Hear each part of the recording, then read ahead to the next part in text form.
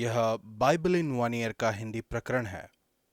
113वां दिन, परमेश्वर का अनुग्रही हाथ। वुडी एलन के अनुसार जीवन में 80% केवल दिखावा है। अधिकतर जीवन उन परिस्थितियों का समूह है जिसमें हम अपने आप को पाते हैं, जो चीज़ें हमारे साथ होती हैं।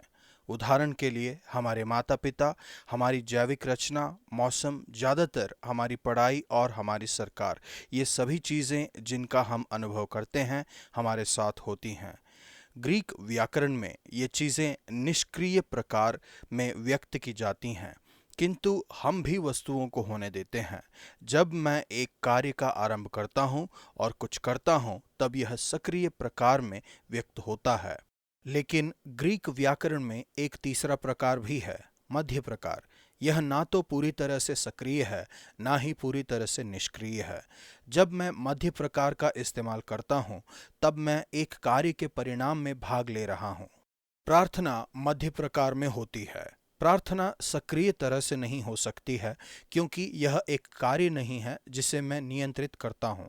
यह प्रार्थना का एक ईश्वर को न मानने वाला पहलू हो सकता है, जिसमें हम अपने आदेश, मंत्र और अनुष्ठानों द्वारा देवी और देवताओं से कार्य करवाते हैं। प्रार्थना निष्क्रिय तरह की भी नहीं हो सकती, जिसमें मैं निष्क्रियता पूर्वक देवी और देवताओं की इच्छा, अवैयक्तिक और भाग्य संबंधी दलदल में फंस जाऊं। मसीही प्रार्थना में मैं दूसरे के द्वारा शुरू कार्य में प्रवेश करता हूँ, मेरे बनाने वाले और उद्धारकर्ता प्रभु। तब मैं अपने आप को उनके अनुग्रहकारी कार्य में भाग लेता हुआ पाता हूँ। एक तरह से पूरा मसीही जीवन प्रार्थना है। हम अपने जीवन में परमेश्वर के अनुग्रही हाथ का स्वागत करते हैं, और परमेश्वर जो इस विश्व में कर रहे हैं उसमें हम भाग लेते हैं। परमेश्वर आपको उनकी योजनाओं में शामिल करते हैं। निश्चित ही वह अकेले इसे कर सकते हैं, लेकिन वह आपको इसमें शामिल करना चुनते हैं। वह आपको स्वतंत्रता देते हैं, फिर भी वह नियंत्रण रखते हैं। भजन संहिता 50 का 1 से 15।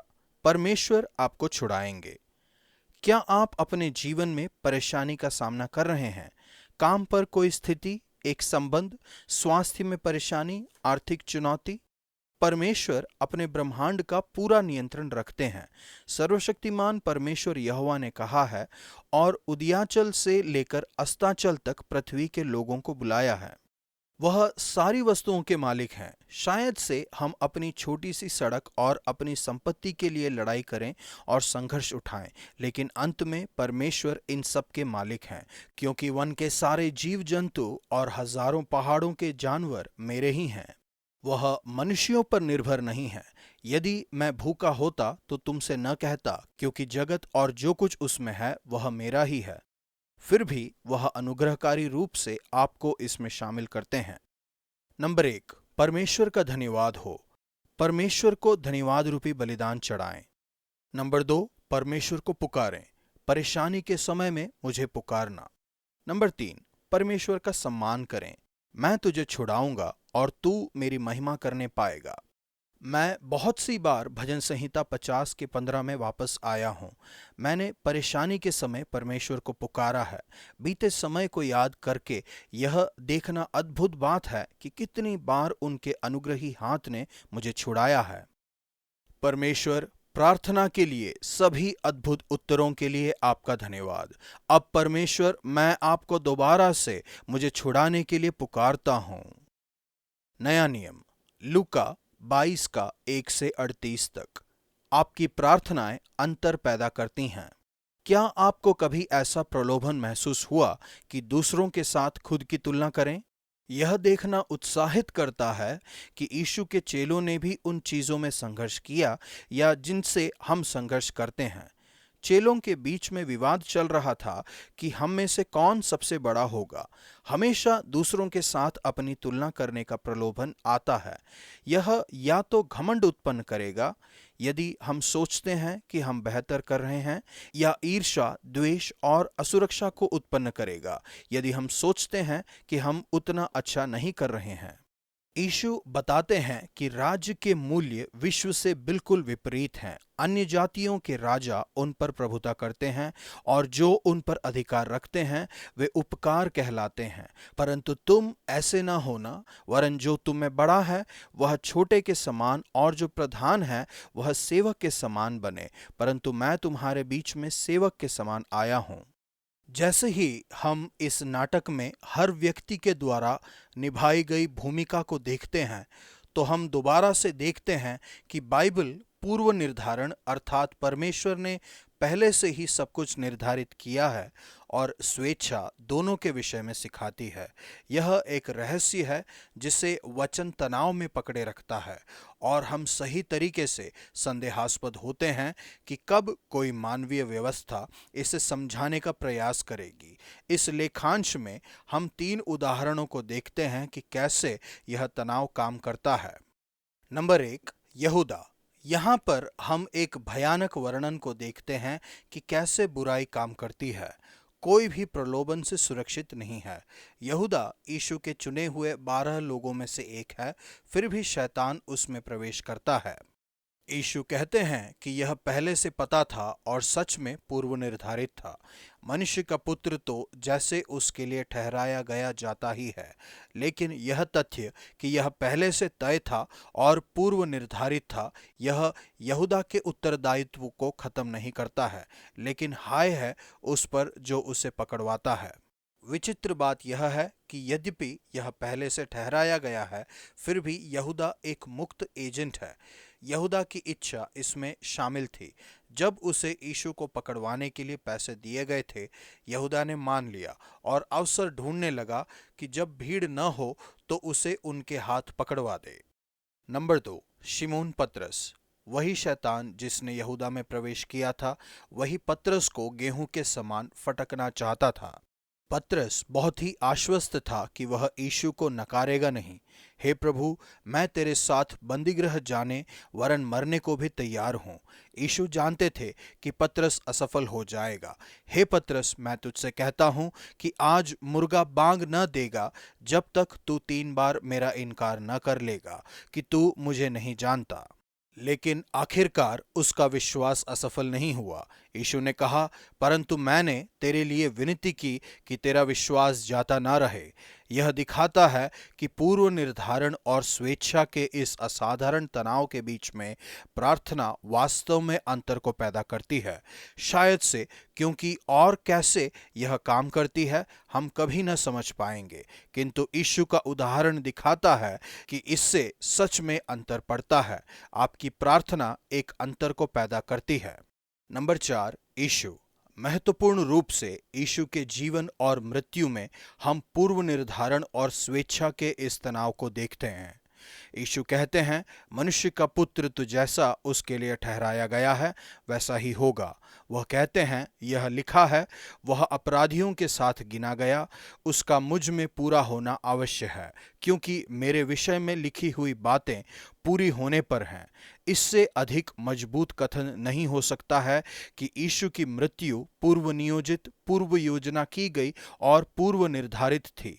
फिर भी यीशु ने अपनी इच्छा से जान दी। उन्होंने मरना चुना। उन्होंने हमारे लिए अपना शरीर दे दिया। हम अपने भाग और परमेश्वर के भाग के बीच में संतुलन को देखते हैं। जब कभी हम कम्युनियन लेते हैं तब हम इसे स्मरण करते हैं। यीशु ने कहा, यह मेरा शरीर है जो तुम्हारे लिए दिया गया है। यह प्याला मेरे लहू में नई वाचा है जो तुम्हारे लिए उंडेला जाता है। यह कठिन भाग था उनके जीवन का बलिदान जो हमारे लिए दिया गया। हमारा भाग इसके मुकाबले सरल है। इसे मेरे स्मरण के लिए किया करो। परमेश्वर, आपका धन्यवाद क्योंकि आपने यह सब मेरे लिए किया है। आपका धन्यवाद क्योंकि आपने मेरे लिए अपना शरीर दिया और अपना लहू बहाया। मेरे जीवन में आपके अनुग्रही हाथ के लिए आपका धन्यवाद। पुराना नियम, यहोशू 3 का 1 से 5 के 12 तक। परमेश्वर अद्भुत कामों को करेंगे। क्या आप जानते हैं कि परमेश्वर आपके साथ हैं? और यदि परमेश्वर आपके साथ हैं तो आप आने वाली हर चुनौती का सामना कर सकते हैं।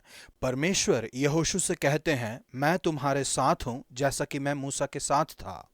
फिर से हम यहाँ पर हमारे भाग में और परमेश्वर के भाग के बीच के अंतर को देखते हैं। नंबर 1, अपने आप को तैयार करें। परमेश्वर अपने लोगों के लिए चमत्कारी रूप से काम करने वाले थे, लेकिन लोगों को भी एक भूमिका निभानी थी। यहोशू लोगों से अपने आप को तैयार करने के लिए कहते हैं, अपने आप को शुद्ध करो, कल परमेश्वर तुम्हारे बीच में चमत्कार करेंगे। यरदन पार करने की तैयारी में काम को करने के लिए लोगों का चुनाव करने का कार्य भी उन्हें सौंपा गया था। नंबर 2, परमेश्वर का प्रावधान। हम दोबारा परमेश्वर के अनुग्रही हाथ को देखते हैं। परमेश्वर ने अद्भुत वस्तुएं की। इन अद्भुत कामों में से एक था यरदन को पार करना। परमेश्वर ने यहोशू को महान बनाने का वादा किया था। यहोशू ने अपने आप को महान नहीं किया, लेकिन उस दिन परमेश्वर ने सभी इस्राएलियों के सामने यहोशू को महान बनाया।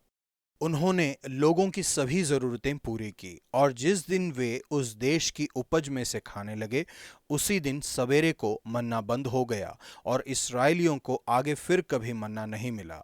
परंतु उस वर्ष उन्होंने कनान देश की उपज में से खाया। जितनी उनको आवश्यकता थी, परमेश्वर ने वह आवश्यकता पूरी की। इसने उन्हें भौतिक सुरक्षा और स्वयं सक्षमता दी। शायद से परमेश्वर में भरोसा न करने से उन्हें बचाया। आपकी सुरक्षा और भरोसे को अवश्य ही केवल परमेश्वर में होना चाहिए। उन्होंने हमेशा से ही पर्याप्त प्रावधान दिया है।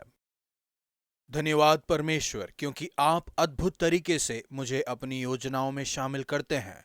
मैं आज अपने आप को आपको देता हूँ। आपका धन्यवाद, क्योंकि आपने वायदा किया है कि मुझ में अद्भुत कामों को करेंगे और मेरी सारी जरूरतों को पूरा करेंगे। लूका 22:26। सबसे बड़ा होने का विषय निरंतर आता रहता है। चेले सामर्थ के लिए लड़ रहे थे। यह बहुत ही अनुचित लगता है जब विपदा आने वाली होती है। उन्हें यीशु से अवश्य ही निर्देश मिल रहे होंगे। इस समय पर शायद से ऐसा नहीं लगता होगा कि उनमें से कोई महान लीडर बनेगा, लेकिन वो बने। यह बात हम सभी को आशा देती है। आज का वचन, और संकट के दिन मुझे पुकार, मैं तुझे छुड़ाऊंगा और तू मेरी महिमा करने पाएगा। भजन संहिता 50:15।